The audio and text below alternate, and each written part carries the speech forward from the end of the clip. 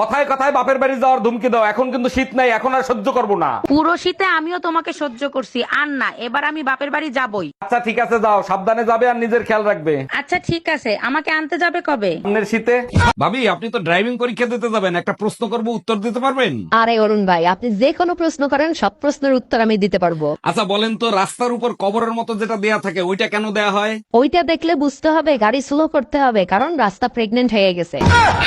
গরমে সিদ্ধ হয়ে গেলাম, তবুও আমার কিপটা বেটা এসি কিনে দিল না। শোনো, গরম সহ্য করা শেখো, মরার পরে কাজে লাগবে। মরার পরে তোর জাত গোষ্ঠীর কাজে লাগবে, আমার লাগবে না। এসি কিনে দিবা কবে সেইটা বলো। স্বামীর সাথে যে দুর্ব্যবহার করো, তুমি তো জাহান্নামে যাবা। জাহান্নামের আগুন কেমনে সহ্য করবা?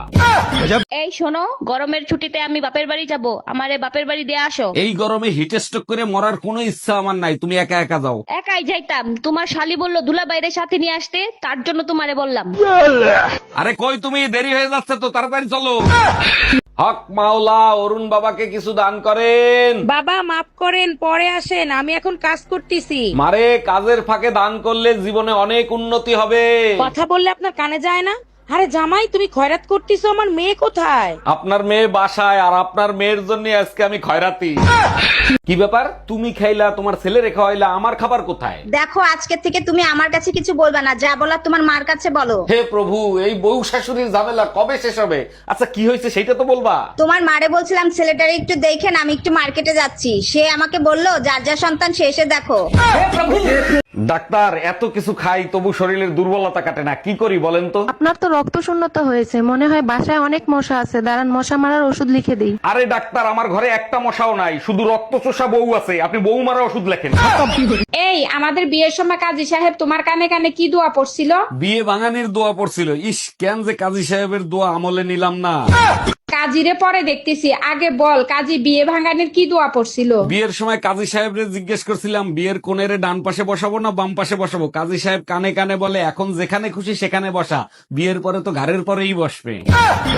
আরে অরুণ সাহেব, অনেকদিন পরে দেখলাম আপনাকে, তারপরে বলেন কি সমস্যা? সব সময় ভয়ের ভিতরে থাকি, রাতের বেলা এক ফোঁটা ঘুম হয় না। ঠিক আছে, আমি ওষুধ লিখে দিচ্ছি, রাত্রে খেয়ে টেনশন ফ্রি ঘুমাবেন। কেমনে টেনশন ফ্রি ঘুমাবো? টেনশন তো বাপের বাড়ি যায় না।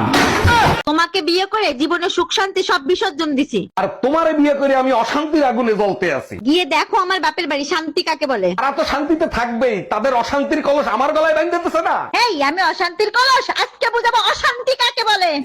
টুম্পা, এই গরমের ভিতরে এইখানে বসে রয়েছো কেন? চলো ছাদে যাই, ছাদে যাই ঠান্ডা হাওয়া খেয়ে আসি। তুমি যাও তো, আমাকে বিরক্ত করো না, একদম ভালো লাগতেছে না। আরে বাবা, তার জন্যই তো বলতেছি, ছাদে চলো, ছাদে যাই ঠান্ডা হাওয়া খেয়ে আসি, ভালো লাগবে। এই মাত্র খেয়ে উঠছি, আমার পেটে এক ফোঁটা জায়গা নেই, তুমি যে খাও। আচ্ছা টুম্পা, তুমি কি জানো প্রতিটা মানুষের ভিতর ভালো আর মন্দ দুইটা দিক থাকে? শুধু আমি কেন, প্রতিটা মানুষে জানে তার ভিতরে ভালো মন্দ দুটোই থাকে। বিয়ের পর থেকে আমি তোমার ভালো দিক দেখছি, তোমার মন্দ দিক দেখিনি। তোমার মন্দ দিক কোনটা? আমি তোমার খুশি সহ্য করতে পারি না, তুমি যখন হাসো মন্ডায় চায় তোমার দাঁতগুলো হাতুড়ে দিয়ে ভাঙিয়ে ফেলাই। গরমে কাজ করতে করতে জান বের হয়ে যায়, আর এই বেটা শুধু কাজ বাড়াবে। কতবার বলছি যে জিনিস যেখান থেকে বের করবা সেখানেই রেখে আসবা। এই, তোমার আর কাজ করতে হবে না, তাড়াতাড়ি ব্যাগ গুছাও, তোমার বাপের বাড়ি রেখে আসি। বলো কি, তাই নাকি? হঠাৎ আমার উপর এত দয়া, কাহিনী কি? তুমিই তো বলছো যে জিনিস যেখান থেকে আনবো সেখানেই রেখে আসবো, আগে তোরে দিয়ে শুরু করি।